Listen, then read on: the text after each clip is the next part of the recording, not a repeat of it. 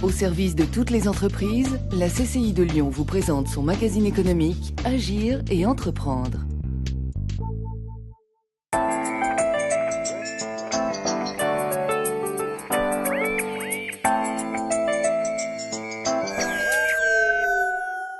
Bonjour à tous et bienvenue dans Agir et entreprendre. Pour ce nouveau numéro, on s'intéresse à l'export et donc à l'international. L'ensemble des entreprises françaises font difficilement le choix de l'international. Donc elles se privent de fait des atouts de l'export. L'export, c'est quand même une vraie démarche qui est quand même complexe. C'est vrai que dans une entreprise, quand on fait 80 ou 90% de son chiffre d'affaires en France, quand on parle d'export, c'est toujours un peu compliqué et ça fait peur. Et en fait, c'est bien dommage parce que les études sont formelles et démontrent qu'une entreprise exportatrice est structurellement plus résistante et commercialement plus pertinente et surtout plus rentable. Success breeds success, c'est vrai que c'est important de voir des gens qui réussissent et qui nous montrent que finalement c'est pas si compliqué. Direction donc TSV à Vénissieux, une entreprise leader en France en matière de maintenance et de réparation sur les transformateurs de puissance, des gros engins comme celui-ci. Ça, c'est un gros transformateur d'une centrale nucléaire en France. C'est typiquement le genre de prestations qu'on fait.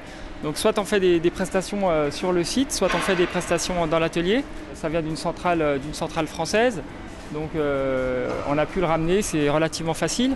Par contre, c'est complexe de ramener des machines comme ça de l'export. C'est la raison pour laquelle en fait, on veut vraiment exporter notre savoir-faire à l'export.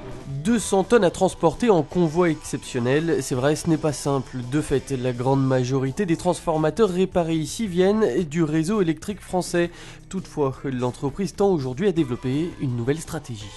Plutôt que de ramener les machines jusqu'à Vénissieux, on souhaite les réparer sur place. C'est effectivement exporter de la connaissance et aussi aujourd'hui on a quand même l'intention de créer des équipes locales. Ce sera beaucoup plus facile, on pourra se développer beaucoup plus vite. Dans sa ligne de mire, les réseaux électriques du Maghreb et des pays d'Afrique. De nouveaux marchés mis en lumière via un accompagnement de la CCI de Lyon et le programme Nouveaux exportateurs.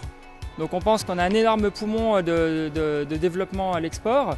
Aujourd'hui, on n'est pas organisé, on n'est pas bien organisé pour faire ça. On est assez bon pour faire des petites missions rapides de réparation ou de maintenance. Ce qui nous intéresse, c'est quand même d'avoir une force de frappe à l'export beaucoup plus importante. Alors l'entreprise avait déjà l'expérience de l'export, mais au sein d'un grand groupe. Aujourd'hui simple PME, elle avait besoin d'un petit coup de main pour remettre à plat sa stratégie export.